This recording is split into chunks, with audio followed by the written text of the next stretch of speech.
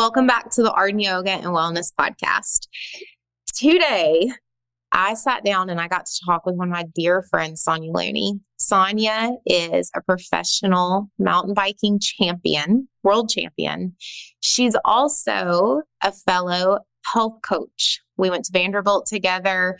She specializes in positive psychology and behavior change. She has an amazing podcast. She's had it for 6 years. And we sat down today and we talked about how to not just set goals and have forward momentum, but how to be gentle with yourself, when to know it's time to take your foot off the gas. I asked Sonya some really easy, simple things that she does daily in her own wellness practice, things she likes to prioritize, and we just chat as friends. It's a great episode. So head on over to today's video and check out my conversation with my good friend Sonya.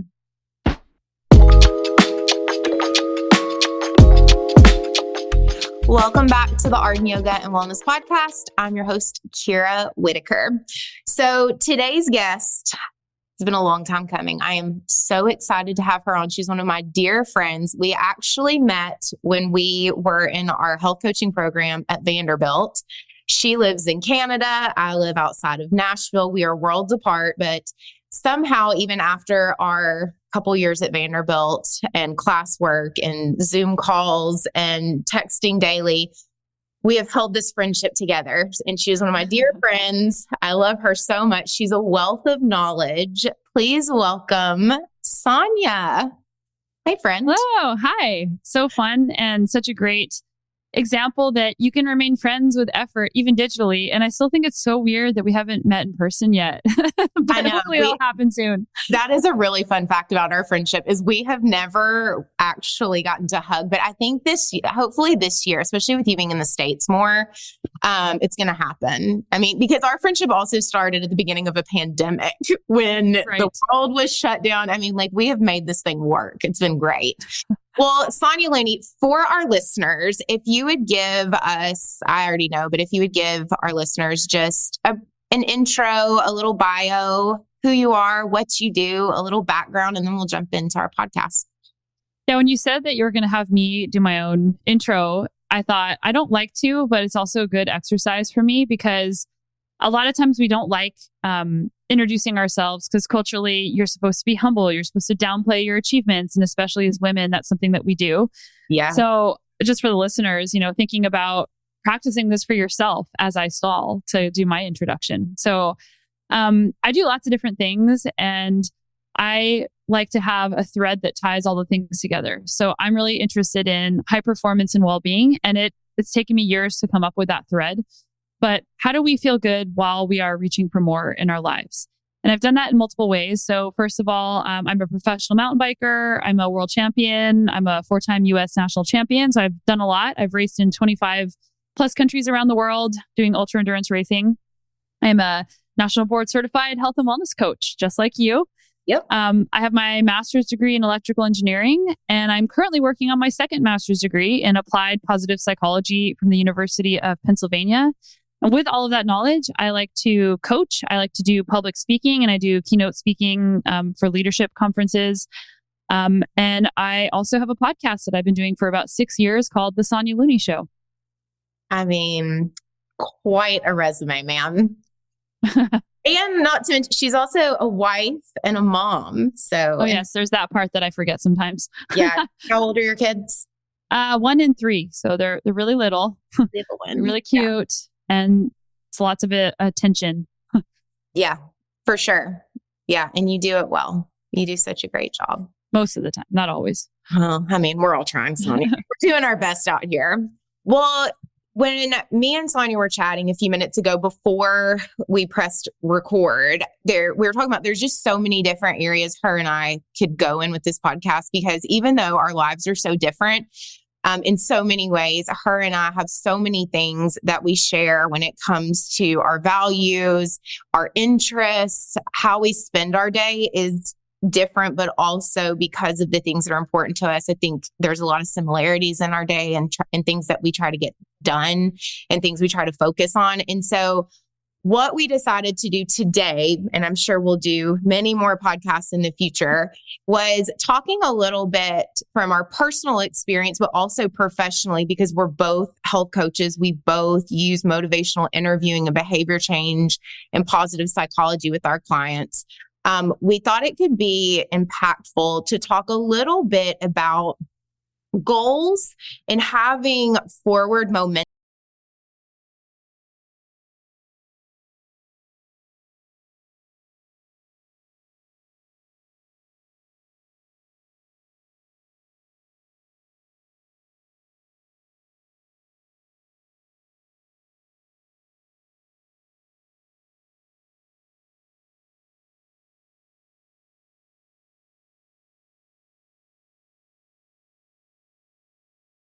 Talk to you guys about today and get a little bit of insight from Sonya, since this is definitely something that she does in her personal life, but also works with clients and has for a really long time. And she works with a lot of really high performers and gets to see this in a lot of different areas. So what are your thoughts on just, I guess, Sonya, where we can start is, when it comes to setting goals and that forward momentum, because it's actionable, right? We're moving in a direction.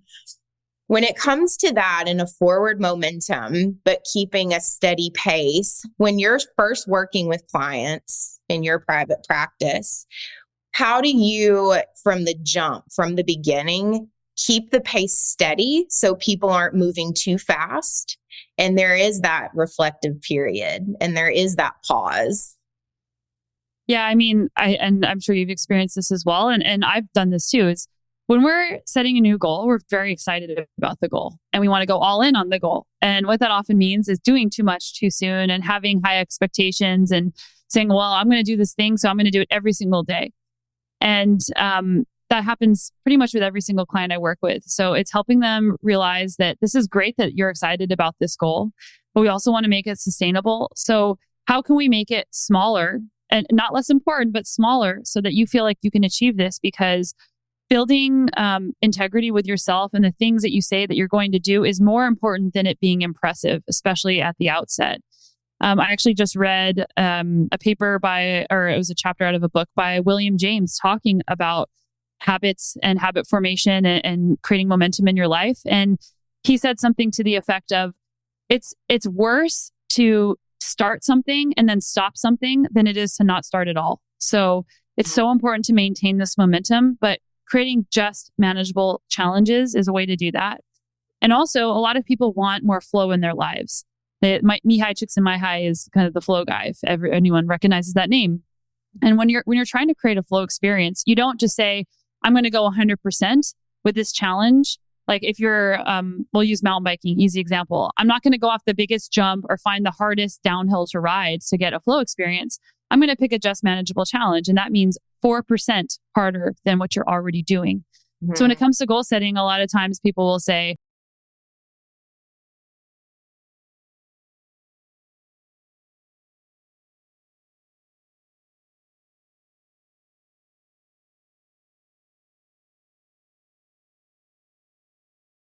think the word flow could maybe be really helpful if implemented more in a lot of these conversations. I think flow is a really good word to have in there. I'll say a lot of times to my clients, I'll say, what is something that you could set as a goal that you almost absolutely could not fail at? Like, how could we make it to where this is just extravagantly doable? Because that is the most important thing, right? Is feeling some sort of sense of accomplishment. If we're constantly, going at the top incline, but it's just unbearable the whole time, and we're getting there by the skin of our teeth, scabbed up and bruised and beaten. Every time we get there, it's like, there's not a whole lot of flow. Is that really balanced? Yeah. And also, I think that this is something that I think about a lot is we rush the rate of our achievements. I need to achieve as fast as I possibly can because I want to feel a certain way. And I'm going to keep chasing that feeling because if I achieve that thing, then I'm finally going to feel the way that I want to feel. And it's a hamster wheel and we never actually end up feeling the way we want to feel. Tal Ben Shahar calls that the arrival fallacy. I'll be happy when I get X. Mm-hmm. So something that I say when I'm working with my clients a lot is, yes, you want to achieve things and that's wonderful and you will, but how do you want to feel? Because how you want to feel, if you're putting that on the future outcome of your goal, you're never going to get there. So how can we create smaller goals so that on a daily basis, you can get that feeling that you're chasing? Yeah. And this is something that Sonya and I touched on before we got on the podcast, was this idea of being and doing, but having enough flow or balance or pause, whatever word you want to insert there. We really want to see what it could be like. What's the possibility of the embodiment factor? Staying in a state long enough to actually feel it. Not just do, not just action, do again, and then just keep hopping. But what does the embodiment look like? So Sonya, how do you coach around that? If I was somebody who's like, I don't know how to exist in my accomplishment, Sonya, which is not exactly untrue. Sonya is my friend. I like to spin all the plates in the air, and then I like everybody to look at me and see that I can spin all the plates and I didn't drop one. And you don't have to tell me good job. I'll just keep spinning all the plates. So somebody who is wired like me, that loves an action item list, and I love a check next to all of them, and then to keep adding to the list, what would you say to me as far as how to maybe embody it more, how to pursue the feel instead of the do? There's a couple different things here, and I certainly don't have the correct answer. I just have some thoughts here. Yeah. Number one is, a lot of times we don't know how to celebrate our success. Like we're told, go out to dinner, and you and I were talking about this earlier. Go out to dinner, to celebrate your success, or like hang a poster on your wall to celebrate your success. But that's still not embodying the success. And I think that sometimes people are afraid to embody that success because what if that takes my edge away? Or what if I am not actually what if it actually isn't what I thought it would be? So I'll just keep going on to the next thing. So finding ways for you that help you celebrate your success and experimenting with those so that you feel it in your body. It could be journaling about your success and the type of person that you've become and the type of things that it's bringing to your life and to others' lives. It could be talking about it with somebody else. It could be going out to dinner or having a party or hanging something on the wall. But without the intention to try to do that, then you're never going to actually be able to even start. So like experimentation, I think, is one good way to do that. And I also think that when you start adding all these plates, instead of normally we try in coaching to frame things in a positive way, help people celebrate their successes and what they're doing well. But to somebody who's spinning many plates, and I'm one of these people as well, asking, what am I giving up by having all these plates in the air? Is there something important to me that I'm actually not doing because I have all these plates and I feel the pressure to hold all these plates in the air? And that's where it comes to being intentional about your values, and where coaching is so helpful in this, because as you're trying to add another plate, a coach or a friend or your own introspection can help you realize, why am I adding this plate? Yeah. Yeah. Does this align with my values? Does it align with my values, or does it conflict with my values? And it's not always that black and white. I understand there's a gray area always in everything, but sometimes framing it that black and white, I do think can be helpful, because there's a lot of plates and we can't hold them all. But what is being sacrificed to have all of my plates spinning in the air that I'm not dropping? And people have conflicting values. Like you said, like you could say, like for me, this happens, and I'm sure for you, like working hard is a value to me. I like working hard. I enjoy the work that I do. I also really love spending time with my family and having relationships with friends. Mm-hmm. And what gets sacrificed whenever we get really focused on a goal? When we start working super hard, it's the attention and time with our family and friends. Two values, conflicting values. Whenever you are doing one, you might not be feeling good about the other. So that's going to happen sometimes, that whenever you do and go towards a value, it can be painful because one of your other values is not going to be as expressed. But also realizing that this doesn't have to be permanent, that we can be intentional and periodize how we set our goals and how we spend our time. That way, whenever you say, for the month of August, I'm really focused on work, that might mean that I'm saying no to social things. I might not be going to all the kids' soccer games. But in September and October, I'm going to be more focused on my family, and I'm going to be saying no more to work things. Like that would be what it looks like to potentially try to balance two conflicting values. Yeah, For sure. Well, I say this to my children. Me and my husband have this conversation. I say, you can have it all or almost all, but we can't have it all at the same time. It's also not going to be meaningful if I get it all at the same time. But going back to that seasonal aspect of it, like you just said, there's going to be seasons where you have to set something down to pick something else back up, which leads me to the next thing. So a lot of times I've noticed it, specifically in my coaching practice, but also, and we're not going to die because this could be like a whole 80-part series, you guys, because this is what me and Sonya live in this, like in our interests, in our geeking out, in our personal life. So I could literally make this an entire season of our podcast together. So I'm not going to, but just to kind of tie the two together in private practice coaching, as somebody who values health and wellness and longevity and taking care of myself so that I can serve others, et cetera, et cetera. I know that you value those things too. And then also in the health and wellness industry, which that, again, whole nother podcast. But I've noticed a lot of times in my coaching practice with clients that they will set goals when it comes to their health and wellness. And that can be with their job, work-life balance, whatever it is. And they almost expect for that to sustain them for a really long period of time, right? I should always be able to get up at 5 a.m. This is who I am now. They almost identify too closely with their goals. And something I've really personally had to not battle, but I've really had to play around with and almost be gentle with myself lately. And I've had to encourage a few of my coaching clients lately is what's working for this 4 months. And then when your kids go back to school, you might have to scrap the whole plan. You could have thrived with that implementation in this season, and it could be the thing that sabotages you in the next.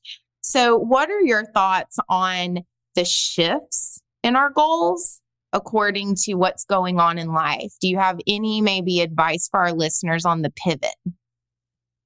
Holding lightly to expectations, because it is hard to shift your priorities, or if you got so ingrained in getting up at 5 a.m. to do your spin class or whatever, that's amazing. But having some grace with yourself when maybe you can't do that. And I'll give you an example is that I'm in this master's program at University of Pennsylvania, and it's very intense and there's a lot of changes happening. I'm also a professional athlete who is supposed to be training, 6 days a week. But there's two competing priorities here now. The training, which is something you can't just catch up on later, and then the school, which has deadlines that I can't just catch up on later. So how do I decide? And I've had to throw out my plan and I've had to say, what is number one? And right now, number one, aside from my family, is school. And that is really unusual for me as a professional athlete. And I have to be okay with that. And I have to say for a season or a short period of time that it's going to look differently. And coming back to the why behind that and coming back to not trying to be perfect at it and saying, this is fine. I'm not less of a person. I'm not less of an athlete. I'm not less of somebody focused on health and wellness if I am not contributing in my life the same amount of time that I once was. And that doesn't mean that I can't go back to it. Yeah. Yeah. There's always space to circle back and shift. There's a lot of regret. There's a great book that we just spent a lot of time in called The Paradox of Choice by Barry Schwartz. And it's about people that some people try to maximize and get the best out of every single decision they make. This can lead to decision paralysis, having a spreadsheet with, 20 different check boxes to try and find the best university or the best comforter or the best whatever. Or you could apply this to your achievements. I need to do the best in all of my achievements, and I need to be doing the best of everything. The best workout program, the best time for school. And he suggests that we need to be more of a satisficer, somebody that is accepting good enough. And we also were talking offline about Tom Curran's book on perfectionism, and he was actually on my show a month or two ago. And that's also about figuring out how do you embrace good enough? Because if you're always trying to be the best at everything and have the best schedule, you are not going to feel very happy. That's not good for your well-being. So finding ways to slowly start working towards satisficing, defining what is good enough in your life. That's going to actually help you maybe feel that grounded, easeful feeling that we all want to feel, and that we keep trying to do more in order to feel that feeling. And then we're just winding ourselves up so that we don't feel that feeling. Yeah. Yeah. The good enough. the enough. And how many times, I mean, as a parent, I say that to my kids.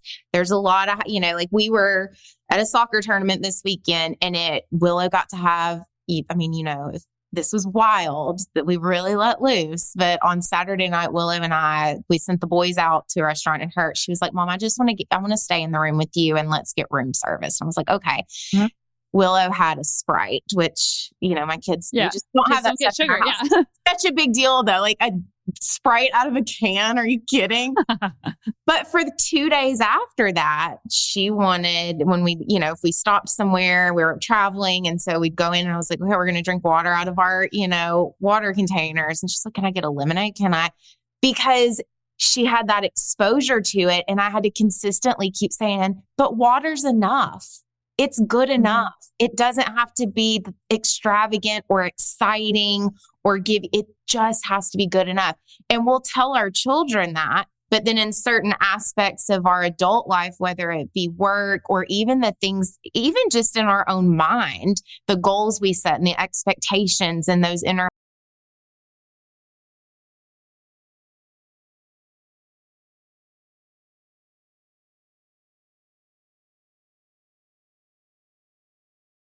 it's okay to just be enough.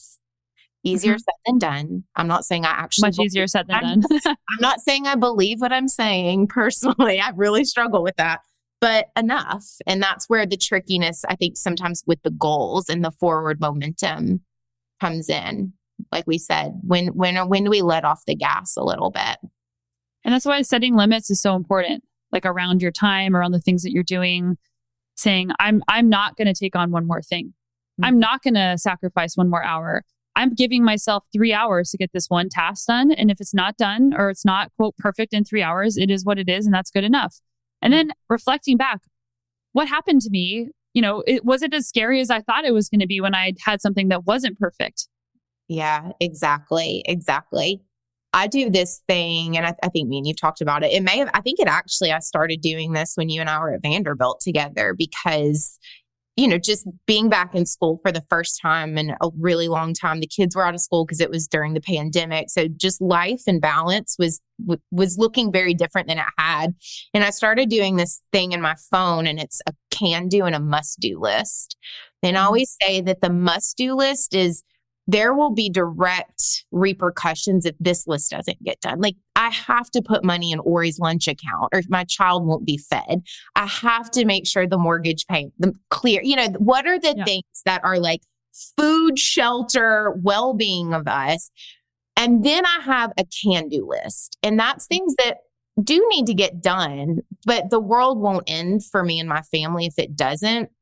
And there was something really helpful for me about having that visual separation, because a lot of times for me, as somebody who struggles with perfectionism, I blend the two. Everything is of dire need, because if I don't get those things done, that's a reflection on my ability to be productive and my ability to accomplish tasks. And so having that perspective, going back to values, which we always will, because it's a foundational pillar in health coaching, but just having that perspective of when to set something down. Like it's fine. We did our best. It's been 3 hours. Do we need to spend 5 hours on it? Probably not. Maybe. Well, I'm just laughing because of the paper I wrote last week that I spent way too much time on and needed to put limits and did not, and was really sad that I didn't in the end. You were sad that you didn't put the limits on it? Yeah, because it completely took over my life. Completely. Did you get it done? Oh yeah. And it's really good. But at what cost? Always asking yourself, at what cost is this coming? Absolutely. Trying to use mental time travel, thinking of how am I going to feel about this in a week if I spend all of my waking minutes doing this? Is that going to increase my well-being? And there's a tension between high performance and well-being. And this is why I'm so interested in this intersection, because a lot of times we trade our well-being for our performance. If you spend more time at it, you actually might perform better, but you might feel worse about it. Yeah. Oh gosh, that's mic drop. I just had to sit with that one for a minute. That was a huge mic drop moment. If you see me suck, if you're not watching, I literally tried to retract my face back into my with that. Yeah. Okay. Well, that'll be on episode 32 of the Sonya Looney and Kira Whitaker podcast series.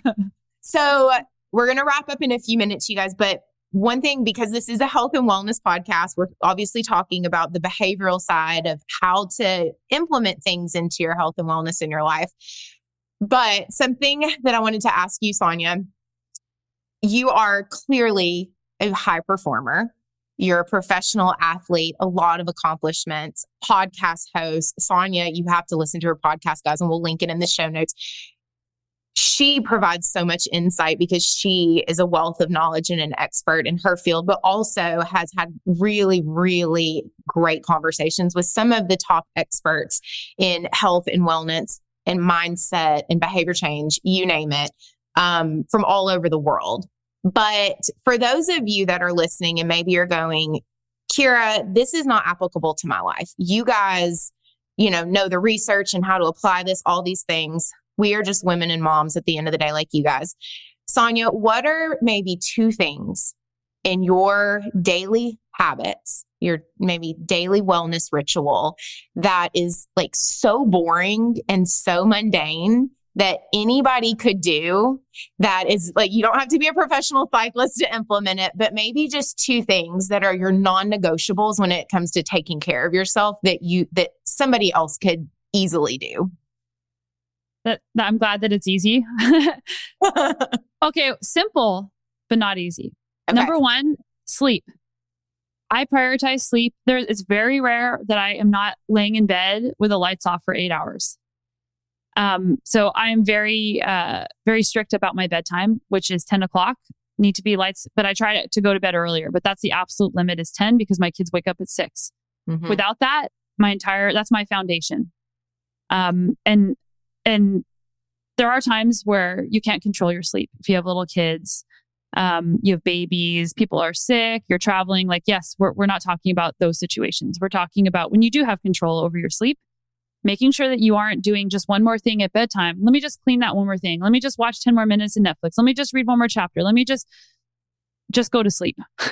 Yeah, go to bed. Number 2, you showed your water bottle, drink water. Mm-hmm. How that looks for me is I'm looking at my office. I have a glass cup. I have a stainless steel bottle. I leave water bottles and cups full of water laying all over my house. Mm-hmm. And when I see it, I drink it. And that guarantees that I'm getting enough water. Caveat, I don't know if anybody uses puts their cilantro in water to keep it, alive longer in the fridge, which is a great hack, or on the counter. Or if their spouse ever gurgles with salt water and might just leave that on the counter. Make sure you know what water you're drinking. Otherwise, you might be drinking salt water or cilantro water, which I have done. Yeah, no. Mm-mm. One time, Boone, this was years ago, and I had an unlabeled paper coffee mug. And I was experimenting with some stuff, and I was doing a lot of bone broth, but I would have it seasoned, and I might have like a really, really spicy one, or, who knows what vibe we were going for that day. And Boone grabbed my cup and downed it thinking it was coffee. And it was an old cup, but it was all of the spices from the bone. Oh, no. And I will never, and he has not tried my coffee since then. And there's like a little tea trauma for him. He just cannot. So everyone look at your cups. So question, with your hydration, are you doing any pinches of salt water in it, or are you just going straight water? I just drink straight water. Yeah, same. I don't really get excited about it. I just have mason jars everywhere. I start with a mason jar in the morning, and then, I lug my gallon thing everywhere because I'm on the go a lot. But yeah, the simplicity of it too, I think, just sleep and water, because those are things that are relatively accessible to play around with. So thank you for that. Anything else you can think of that is something? Well, don't overcomplicate the sleep and water. Just make it as simple as possible. You don't have to have a special water bottle. You don't have to have a special sleep tracker. You don't have to have a special alarm or a sound machine. Just make it simple. Yeah. Yeah. I don't have any of those. The more gadgets, which, I'm not a tech girl, but the more gadgets I have this is me personally, this is me not being prescriptive at all, you guys, but the more gadgets I have, it's more things to fiddle with in the preparation and duration of it for me. And it typically gets in my way. And so that I years ago started simplifying it. We got rock salt lamps in our room. We have a rule about blue lights after a certain time. And then we have sheer curtains on our windows. So we do a lot of, kind of trying to get up when the sun comes out. And the simplicity of it has actually helped me be more successful with my sleep routine when I stopped implementing a bunch of the apps and gadgets and stuff. Who knew? Mm-hmm. Mm-hmm. Who knew that people were going to sleep and then waking up with the sun for... I know. Well, crazy. Well, Sonya, thank you so much. I know you are so busy, and she has been traveling so much, and she has had so many plates in the air. And so for you to carve out time to come on the podcast and shed some light and insight into all the things we talked about I'm so grateful. Me too. Thank you for having me, and more time getting to talk to you is always a pleasure. And I'm so grateful to connect with all of your amazing listeners. You guys are all lucky to have Kira. She's amazing. Oh, stop. Sonya, we're going to put all of this in the show notes, but if people wanted to just follow you, more information from you, stalk you a little bit, what are the best places to find you? My podcast is a great place at SonyaLooney.com. You can find everything. You can find my coaching, my writing, podcast. I'm on Instagram, mostly pictures of my kids and of mountain biking, but a little bit of insights from coaching videos that I do as well. And I have a newsletter, but I'm not doing my newsletter this year. But if you want to get on there for when I do start, it's at SonyaLooney.com/newsletter.